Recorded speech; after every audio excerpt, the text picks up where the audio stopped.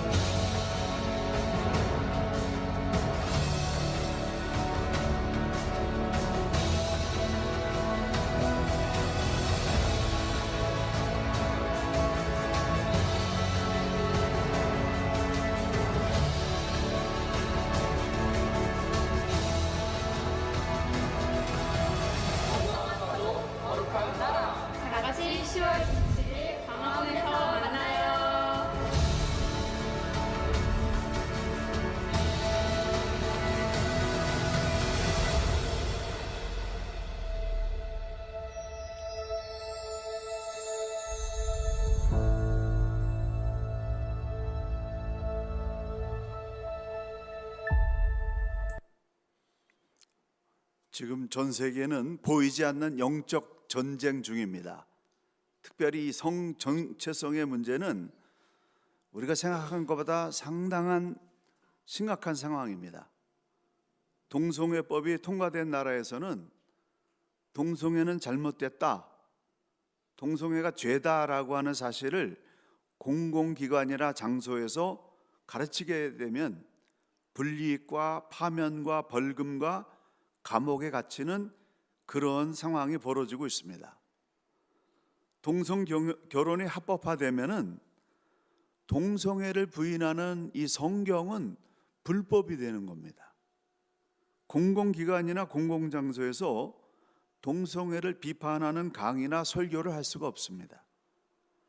학교에서 교사가 동성애 교육을 거부하게 되면은 불이익을 당하거나 파면을 당하는 상황입니다. 전도하면서 동성애가 죄다라고 전도하면 체포됩니다.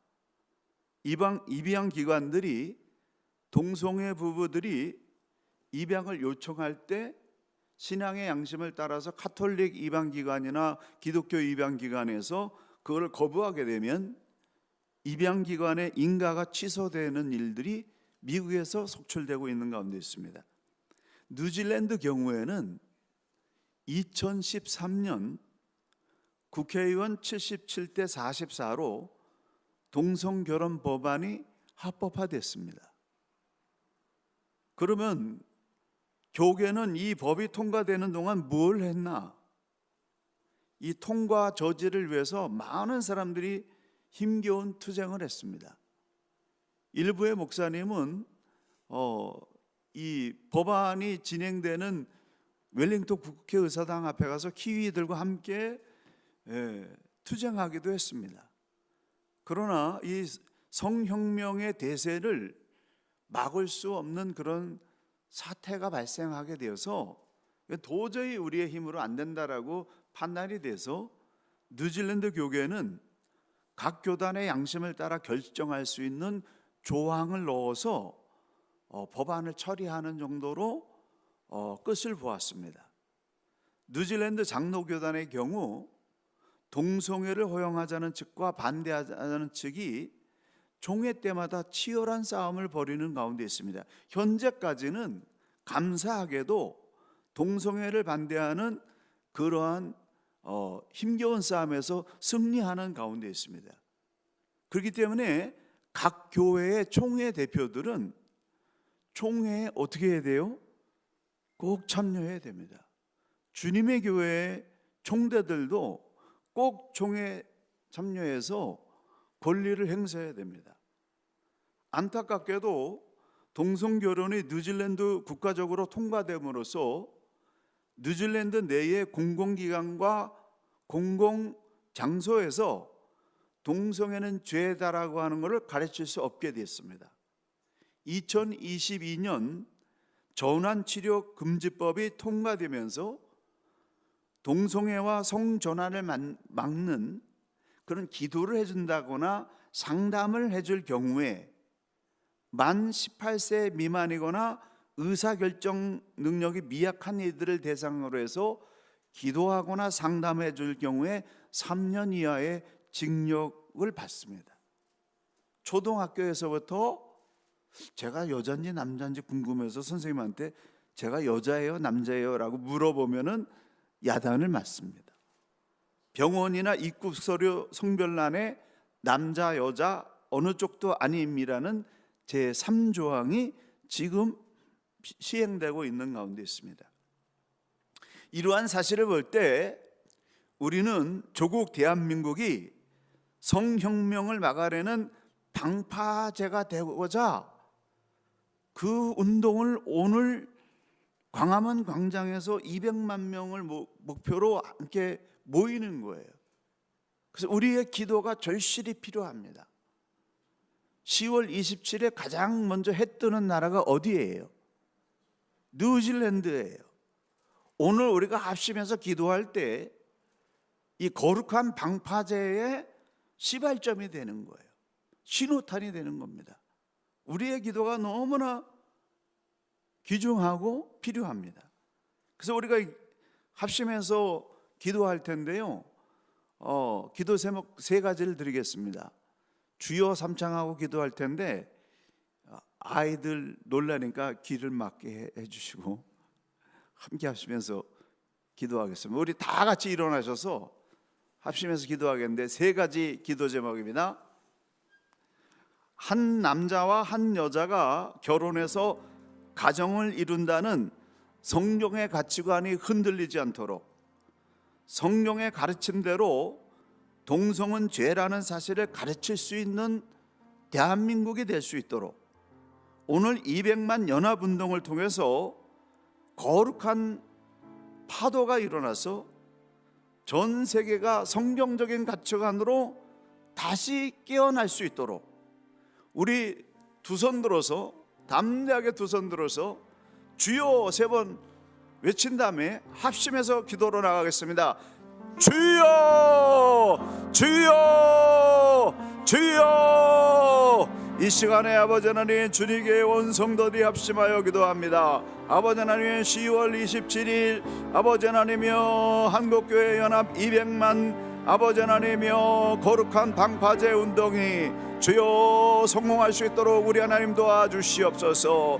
아버지 하나님이여 뜻을 세워서 하나님의 말씀대로 성경의 가치관을 가지고 살아내는 일에 승리하는 조국 대한민국이 될 수 있도록 우리 하나님 도와주시옵소서. 이 운동으로 말미암아 아버지 하나님이여 한국의 교계와 아버지 하나님 온 세계 열방의 힘을 얻어서 성경대로 사는 운동이 일어나게 도와주시고 성경의 가치관이 회복되게 도와주시오며 아버지 하나님 재역전의 역사가 일어나서 아버지 하나님이여 나라마다 하나님의 말씀의 법안에 주여 엎드려 굴복하며 우리 하나님을 예배하고 하나님 말씀하신 그 말씀대로 살아내는 일에 승리하는 귀한 아버지 하나님이여, 제 역사에 일어날 수 있도록, 아버지는 영적인 파고가 일어날 수 있도록 우리 하나님 역사해 주옵소서. 간구합니다. 주여 역사해 주옵소서. 오늘 부르짖어 기도하는 우리 주님에게 성도들의 음성을 들으시고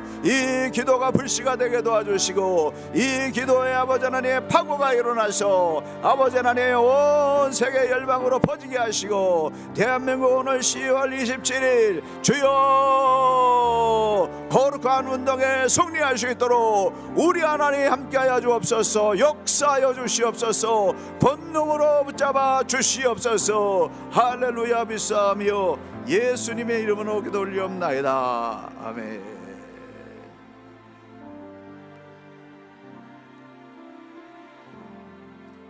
감사합니다. 앉아주시기 바랍니다.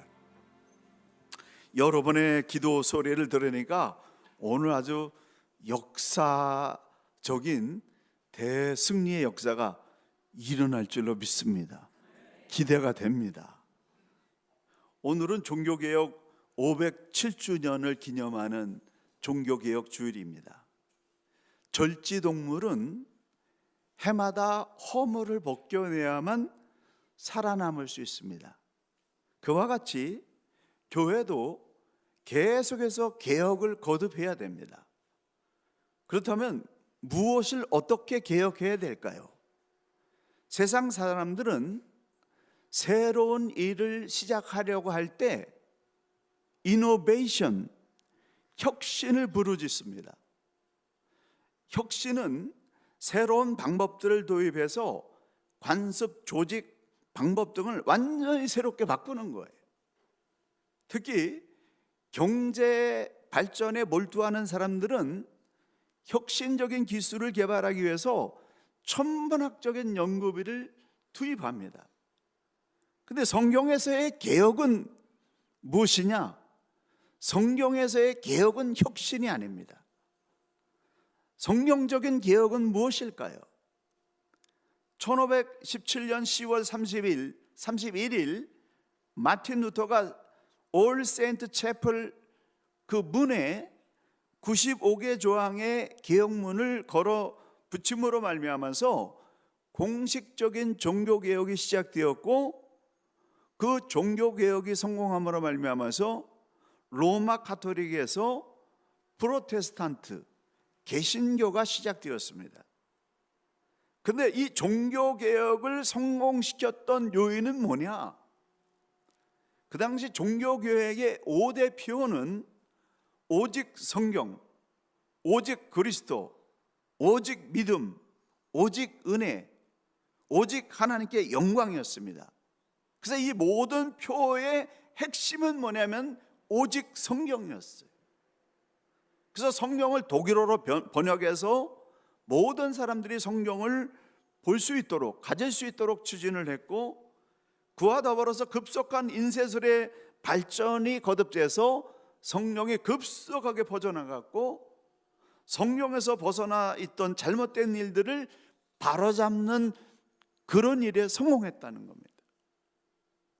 그래서 종교개혁은 없는 것을 새롭게 만들어내는 것이 혁신이 아니라 원래 있던 절대 진리의 자리로 돌아서는 것, 원래 있는 진리를 지키는 것, 성령대로 사는 것이 종교개혁입니다. 오직 성경으로, 성령대로 사는 삶, 성경대로 살지 않던 삶에서 성경대로 사는 삶으로 돌아서는 것, 이게 개혁이에요. 왜냐하면 성령이 하나님이 우리에게 주신 가장 절대 진리이기 때문에 그렇습니다. 성령에서 벗어나게 될 때 문제가 생기는 겁니다. 성령으로 돌아가게 될 때 완전한 역사가 일어나는 것입니다. 그래서 성령대로 살아야 돼요. 성령으로 모든 잘못되고 어그러진 것들을 바로잡아 나가는 매일매일의 개혁이 필요합니다. 오늘 우리가 읽었던 본문 8절에 보게 되면 푸른 마르고 꽃은 시드나 우리 하나님의 말씀은 영원히 서리라. 할렐루야. 풀은 마르고 꽃은 시들지만은 하나님의 말씀은 영원히 변치 않습니다. 세상이 주는 생각은 풀과 같아서 시대가 변하면 다 사고로 없어지지만, 그러나 하나님의 말씀은 영원히 꺼지지 않는다는 거죠. 어느 시대 그 누구든지 하나님의 말씀에 사로잡힌 사람은 이사야처럼 시대를 압도하는 뜨거운 정열로 그 삶을 일궈낼 수가 있습니다. 그래서 오늘 우리는 이 이사야 말씀을 통해서 왜 우리가 말씀대로 살아야 되는가, 그 해답을 찾고자 합니다. 왜 말씀대로 살아야 되는가? 첫째, 말씀대로 살면 형통합니다. 말씀대로 살면 막힌 것들이 풀리는 역사가 일어난다는 거예요. 보라, 내 종이 형통하리니 밭들어 높이 들려서 지극히 존귀하게 되리라. 고난의 종으로 오시는 예수님으로 말미암아 온 세계가 형통의 역사로 들어가게 될 것을 이사야는 예언하고 있습니다. 이 이사야 선지자는 우시야, 요담, 아하스, 히스기야 왕을 거치면서 예언 활동을 했는데, 이사야가 전하는 하나님의 말씀을 받아들이는 그런 왕들은 형통을 했고, 말씀을 거절한 왕들은 풀과 같이 시들어버렸습니다. 말씀을 역행했던 대표적인 왕이 아하스 왕입니다. 이 아하스 왕은 아람과 북이스라엘 연합군이 연합해서 남유다를 침략하게 되니까 하나님을 의지해야 되는데, 하나님을 의지하는 대신에 그 위에 있는 아수르라고 하는 더 큰 제국을 의지했습니다. 하나님 오히려 부끄러워하면서 아수르의 신들을 흠모하여 하나님의 성전 기구를 파괴하고 성전으로 들어가는 문을 16년 동안 닫아버렸어요.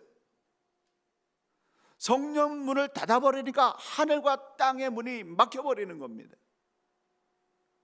그래서 이스라엘은 전쟁에서 연전연패하고, 백성들은 노예로 끌려가고, 주변 국가의 조롱거리와 웃음거리로 전락해버렸습니다. 하나님의 성전을 폐쇄함으로 국가 전체가 불통하는 일이 일어났다는 겁니다. 그런데 이와는 반대로 아하스가 죽고 나서 히스기야가 왕이 됐을 때, 그는 왕이 되자마자 한 것은 뭐냐면 16년 동안 닫혀있던 성전문을 열고 잃어버린 성전 도구를 보수하며 더럽혀진 성전을 깨끗하게 하고, 제사장들을 성결하게 하고, 제사장들의 위치를 되찾아 주었으며 예배를 회복하는 일에 전념을 했습니다. 그때 열왕기 18장에 보게 되면 아수르가 유다를 향하여 진격해 오게 됐는데, 이 대군을 이끌고 유다를 휩쓸면서 블레셋 성읍을 먼저 휩쓸고 유다의 강력한 방어선인 라기스를 점령하고 애국과 에디오파 연합군을 격파하고 유다의 46개 성읍을 점령하고 20만 명을 포로로 끌어갔어요. 히스기야는 이런 아수르 군대를 달래기 위해서 왕궁에 있는 수많은 보물과, 그것도 모자라 가지고 성전문에 입혀있던 금까지 떼내가지고 그들에게 바치면서 화해를 요청했지만은 아수르 왕 사나립이 그 모든 것들을 다 묵살하고 최후 통첩을 협박 편지를 보내면서 항복할 것을 권면하게 됐습니다. 최후 통첩의 편지를 받고 난 다음에서야 히스기야는 깨달은 거예요. 이거는 힘과 능으로 안 되고 돈으로도 안 되고 그 어떤 것도 될 수 없다. 하나님만이 유일한 길이다. 그 성전에 올라가서 그 편지를 하나님 앞에 펴놓고 이렇게 부르짖어 기도했습니다. 여호와여, 귀를 기울여 들으소서. 여호와여, 눈을 떠서 보시옵소서. 사나립이 사신 하나님을 회방하러 보낸 말을 들으시옵소서. 우리 하나님 여호와여, 원컨대 이제 우리를 그 손에서 구원하옵소서. 그리하시면 천하만국의 주 여호와는 홀로 하나님이신 줄 알리이다. 간곡하게 하나님께 구원해 달라고 그렇게 기도를 드렸더니 그날 밤에 여호와의 사자들이 내려와서 아수르 진영을 쳤는데 하룻밤 사이에 군사 18만 5천 명이 떼죽음을 당했고 군대 자체가 다 사라져 버렸습니다. 아하스 때부터 고통당했던 수십 년간의 공포거리가 단 하루 만에 해결된 거예요. 아수르의 사네리 왕은 겨우 살아남아가지고 그의 수도 니느웨로 도망쳤는데 아들들이 그 아버지를 죽이고 반역을 하게 되었고, 아수르라고는 제국 자체가 바벨론에게 완전히 멸망당하면서 아수르 제국은 역사 속에서 사라져 버렸습니다. 대제국 아수르가 사라진 결정적인 원인은 뭐냐면 히스기야의 기도로 시작됐다는 사실이죠. 말씀대로 살던 왕들은 형통했고 말씀에서 벗어난 왕들은 불통했습니다. 내가 말하였은즉 반드시 이룰 것이요 계획하였은즉 반드시 시행하리라. 하나님의 말씀은 영원하고 하나님의 계획은 반드시 이루어집니다. 깊이 기도하게 되면 하나님이 필링을 주세요. 영감을 주세요. 하나님의 뜻이 어떤 것인지 알려주세요. 그래서 그 하나님의 뜻을 깨닫게 될 때 그 뜻에 역행하지 말고 하나님의 말씀을 타고 가는 자, 거룩한 파도를 타고 가는 형통한 인생, 파워풀한 인생 되시길 간절히 축원합니다. 두 번째로는 말씀대로 살면 구원의 날을 보게 됩니다. 이사야 52장 7절에 보게 되면은 복음을 전하는 자들이 복음 들고 갈 때에 그 복음 전하는 자의 그 복음 증거가 세상을 구원하게 될 것이다 라고 예언하고 있습니다. 이 예언은 1차적으로 바벨론 포로에서 돌아올 것을 예언한 동시에 예수 그리스도를 통한 온 인류가 구원받게 될 것을 이사야는 예언하고 있습니다. 하나님은 우리를 구원하십니다. 하나님의 방법으로 우리를 구원하십니다. 우리를 책망하시고 잘못된 길에서 돌아오게 하시지만은 하나님의 그 책망의 목적은 우리를 구원하시기 위한 거예요. 구원의 날을 바라봐야 됩니다. 좋은 때가 찾아옵니다. 쨍하고 해 뜰 날이 옵니다. 기억나시죠? 쨍하고 해 뜰 날. 그 히트 친 이유가 있어요. 그게 사람의 심령을 울리고 공감이 형성되는 거거든요. 여러분의 인생 가운데 하나님 말씀대로 살게 될 때 쨍하고 해 뜰 날이 온다는 거예요. 저는 그냥 웬만하면 옆에 있는 사람한테 얘기하지 말라고 그러는데 이거 너무 중요하기 때문에 한번 하겠습니다. 옆에 있는 분에게 쨍하고 해 뜰 날이 옵니다. 할렐루야.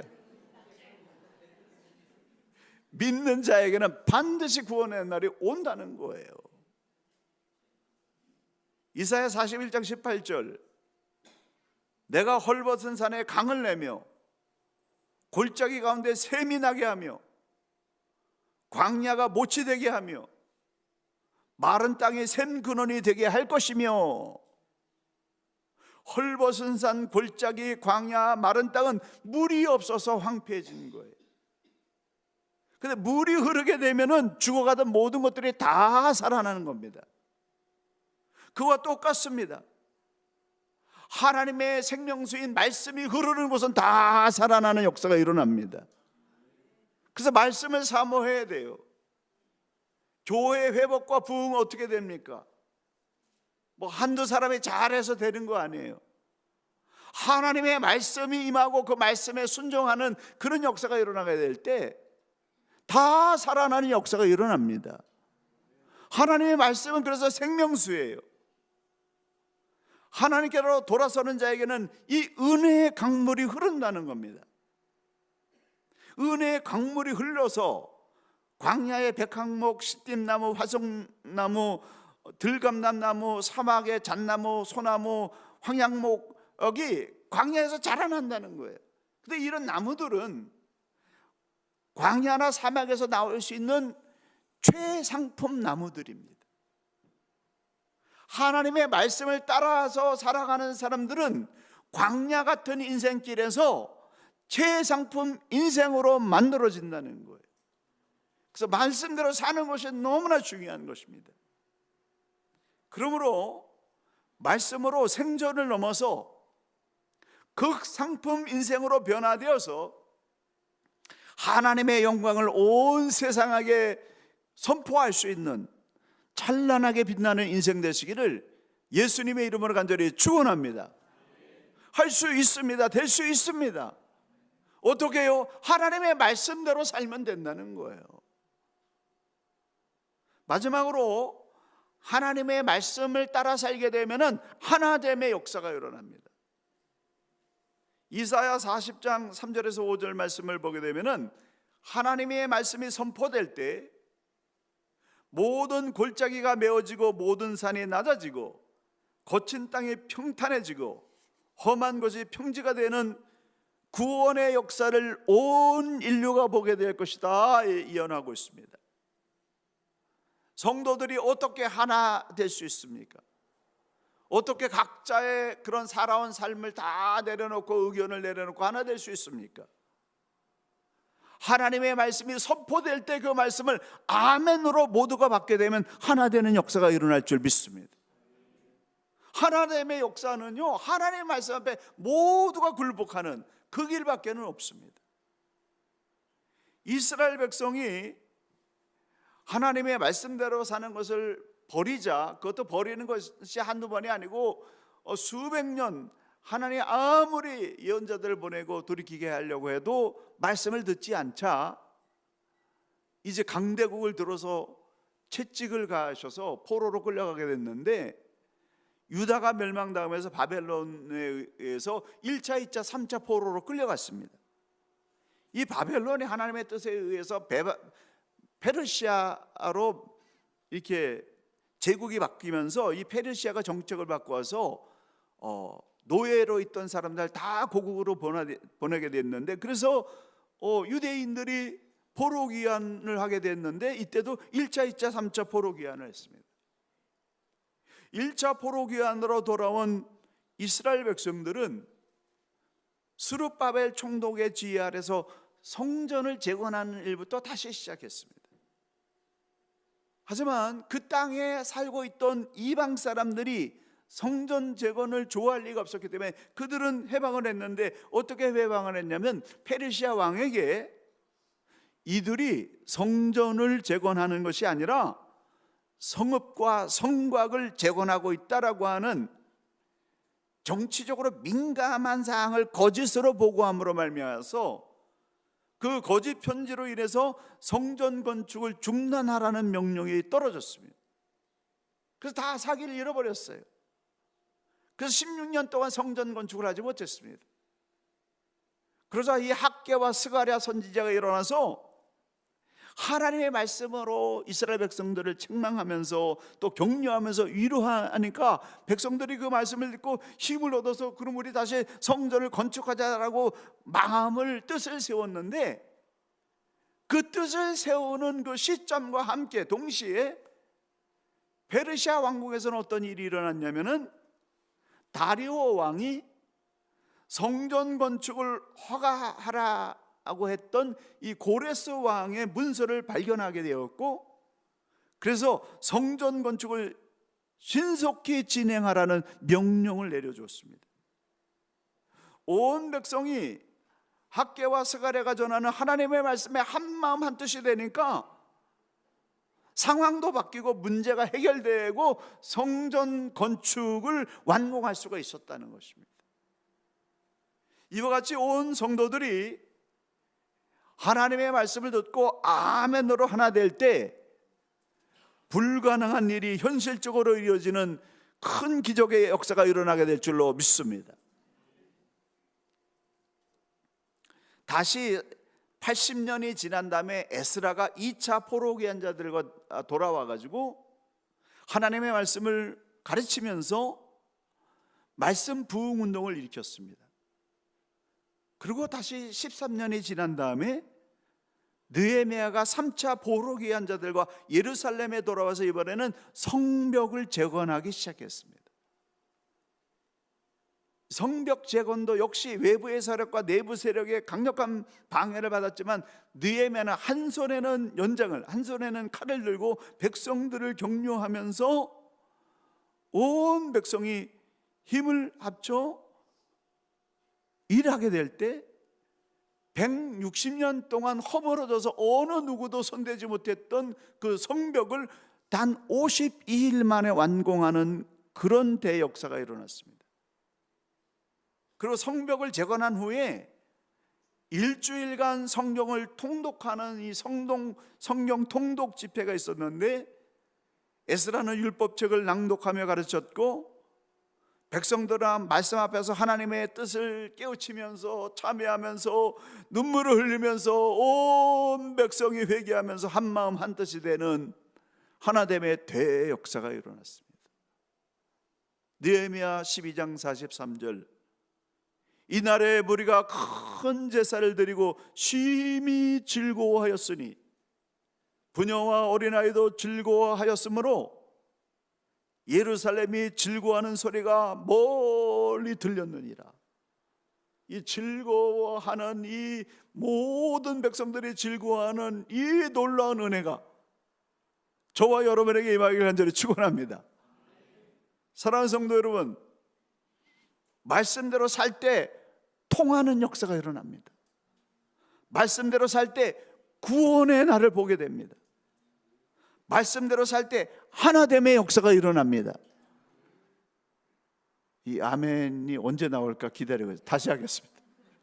말씀대로 살 때 통하는 역사가 일어납니다. 말씀대로 살 때 구원의 날이 옵니다. 말씀대로 살 때 하나됨의 역사가 일어납니다. 할렐루야. 신앙의 성패, 삶의 성패는 숫자나 조건이나 환경에 있지 아니하고 말씀대로 사는 일에 있습니다. 그러므로 하나님의 말씀대로 사는 일에 승리해서 이스라엘 백성들이 성전 재건과 성벽 재건에 승리했듯이 여러분의 앞날에 하나님께서 주시는 승리의 역사로 승리의 깃발을 휘날리며 살아가는 승리하는 인생, 복된 인생 되시기를 예수님의 이름으로 간절히 축원합니다. 기도하시겠습니다. 아멘. 성경만이 절대 진리요 가치요 생명수임을 믿습니다. 성경의 가치관이 지켜지는 그 역사가 우리의 삶 가운데 그리고 뉴질랜드와 조국 대한민국 가운데 일어날 수 있도록 축복하여 주시옵소서. 특별히 간절히 기도합니다. 오늘 광화문 광장에서 한국교회가 연합하여 200만 명 모이는 이 거룩한 방파제 운동이 모든 조건을 다 초월하여 위대한 승리의 결과로 나타나게 도와주시옵소서. 그것이 시발점이 되어서 온 세계에 하나님을 섬기는 거룩한 운동이 일어날 수 있도록 우리 하나님 축복하여 주시옵소서. 예수님의 이름으로 간절히 기도 올리옵나이다. 아멘.